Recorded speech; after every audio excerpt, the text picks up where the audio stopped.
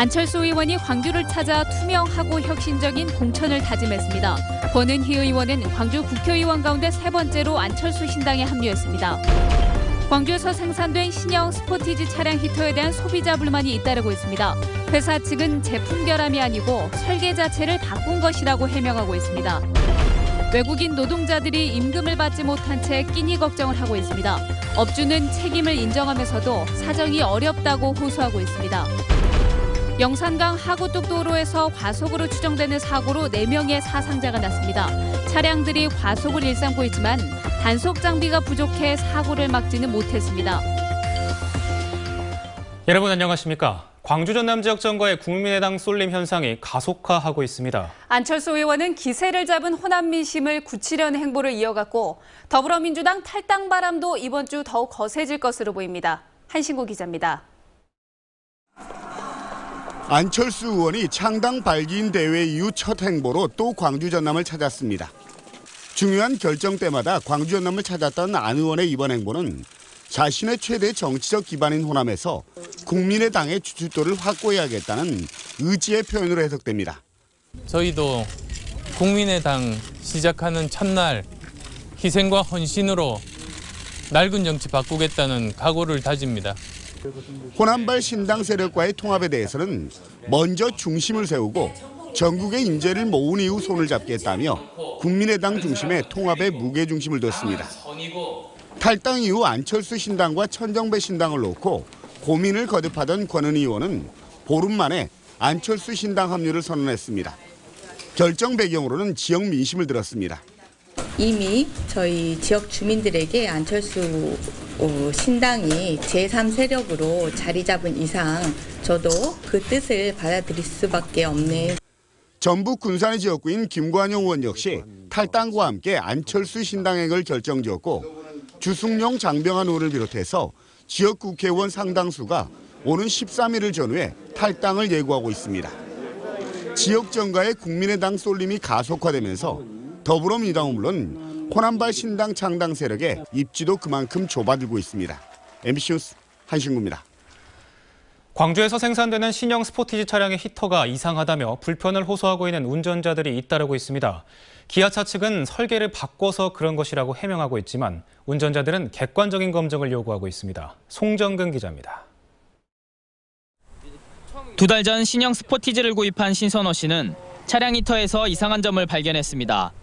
아래 방향으로만 온풍이 나오도록 히터를 작동시켜도 위쪽인 유리창으로 바람이 나온다는 점입니다.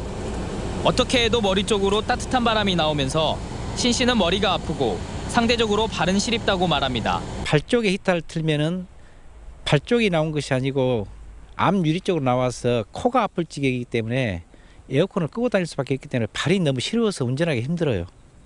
신 씨처럼 차량 오작동 피해를 호소하는 소비자들의 불만이 인터넷 사이트에 잇따라 올라오고 있습니다. 신차 히터 불량건 접수라는 제목의 인터넷 카페에는 220명이 넘는 운전자들이 비슷한 불편을 호소하고 있습니다. 히터를 틀어도 발이 시리다며 명백한 하자가 아니냐는 겁니다. 회원분들이 200분이 넘을 정도로 그 모든 거를 그렇게 공통적으로 느끼고 있는 상황이죠. 스포티지가 뭐 저희 동호회 말고도 다른 데도 물론 있겠지만은 지금 대다수가 다 그렇게 느끼고 있다는 거죠. 기아차는 차량 히터와 에어컨에 새로운 설계를 도입한 것이어서 결함은 아니라는 입장입니다. 아래쪽으로 히터를 틀었을 경우에 앞유리에 습기가 많이 찬다는 운전자 불만이 많아 신차에는 바람이 위쪽으로 많이 나오도록 했다는 해명입니다. 정상적인 작동 상황이고 신차량을 적용하다 보니까 지금 그런 부분들이 조금 민감한 분들이 오해를 할 수가 있는 것 같다. 그렇게 얘기를 하고 있습니다. 하지만 운전자들은 기아차가 소비자 불만에 소극적으로 대처하고 있다며 기아차의 객관적인 검증을 요구할 계획입니다. 지난해 9월에 출시된 뒤 광주 공장에서 생산되고 있는 신형 스포티지는 지금까지 모두 2만 7천여 대가 팔렸습니다. MBC 뉴스 송정근입니다. 더불어민주당 박혜자 광주시당 위원장이 삼성전자 광주공장 생산 설비에 추가 이전이 없어야 한다고 말했습니다. 박 위원장은 성명을 통해 지난 2010년 이후 삼성전자 광주 사업장이 세탁기와 청소기, 냉장고 일부 생산 라인을 해외로 이전해 지역사회 우려를 낳고 있다며 이같이 주장했습니다. 또 광주시도 생산시설이 추가로 이전되지 않도록 삼성과 소통을 강화해야 한다고 덧붙였습니다.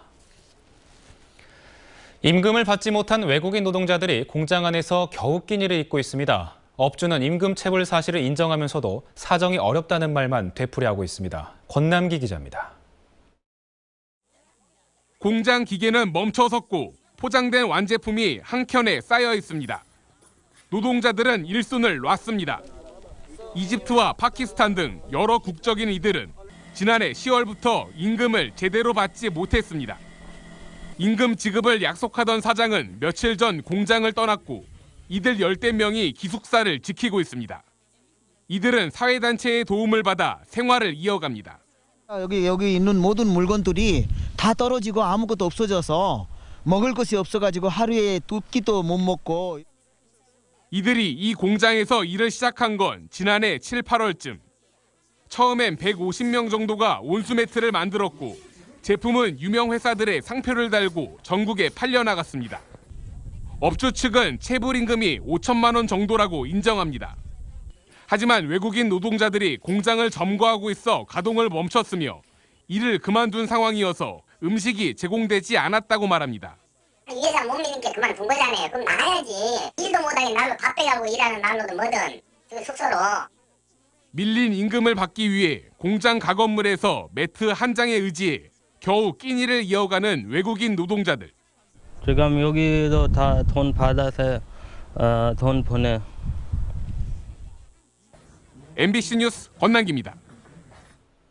영산강 하구뚝 도로를 달리던 차량들이 부딪혀 4명의 사상자가 발생했습니다. 과속이 사고 원인으로 추정되고 있는데 이 도로는 야간에 과속 운전이 빈번한데도 단속 장비 하나 없이 방치되고 있습니다. 김진성 기자입니다. SUV 차량이 형체도 알아볼 수 없이 구겨지고 부서졌습니다. 바로 옆 다른 승용차도 찌그러진 채 도로에 뒤집혀 있습니다. 오늘 새벽 0시 35분쯤 영산강 하구뚝 도로에서 22살 최 모 씨가 몰던 승용차가 마주오던 26살 이 모 씨의 SUV 차량을 들이받았습니다. 이 씨가 그 자리에서 숨졌고 최 씨와 동승자 등 3명이 다쳤습니다. 승용차가 중앙선을 침범해온 것으로 경찰은 과속을 원인으로 보고 있습니다. 주 원인은 과속에 의한 중앙선 침범이 되겠죠.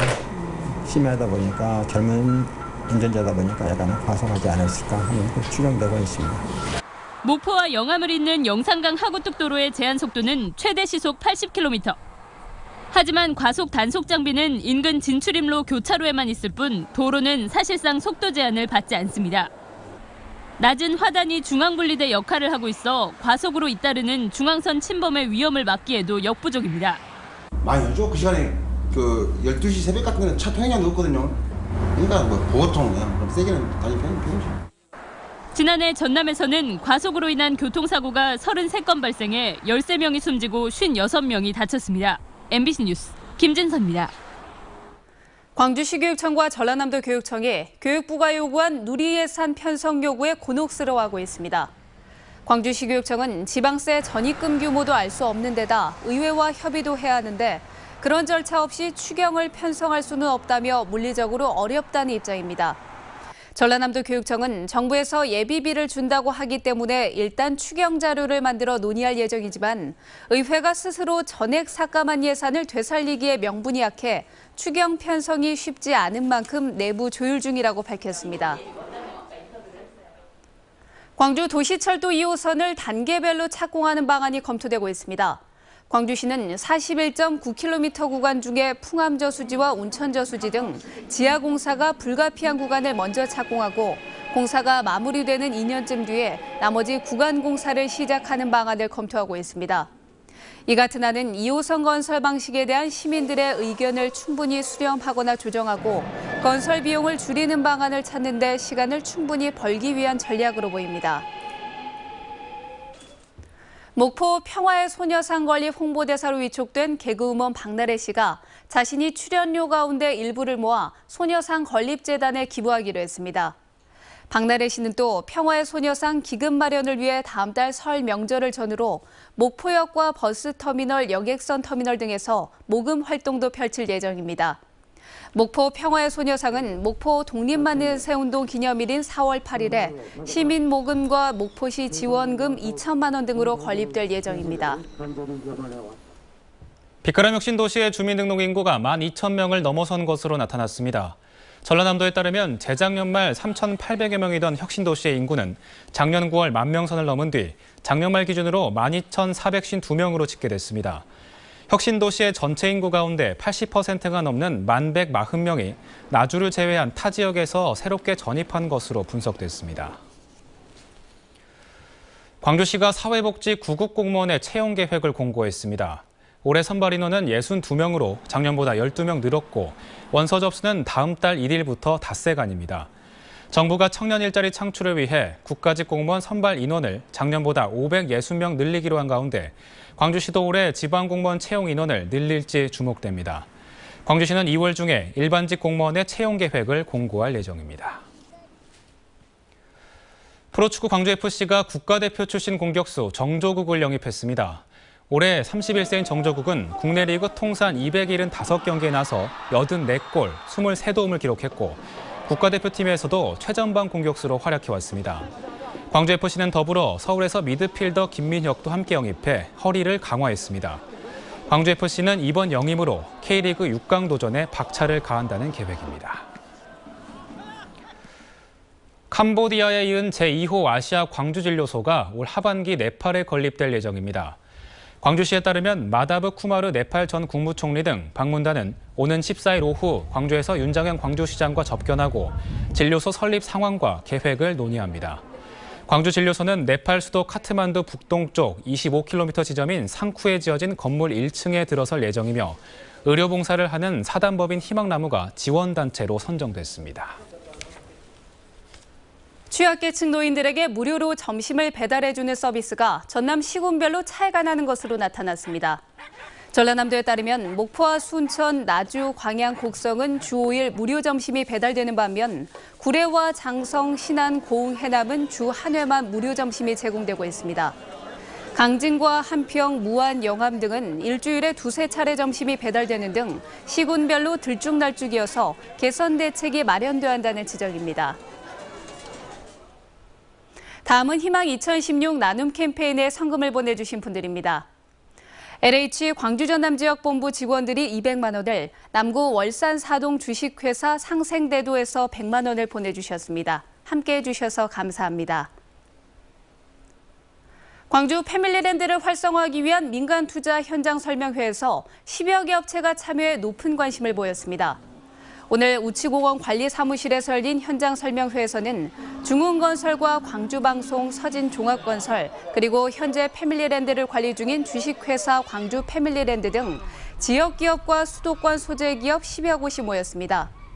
광주시는 현장 설명회에 참석한 기업에 한해 2월 초까지 제안서를 접수한 뒤에 적격성 조사를 의뢰할 계획입니다. 광주시가 경영난에 시달리는 지역 중소기업에 2천억 원 규모의 경영 안전자금을 지원할 예정입니다.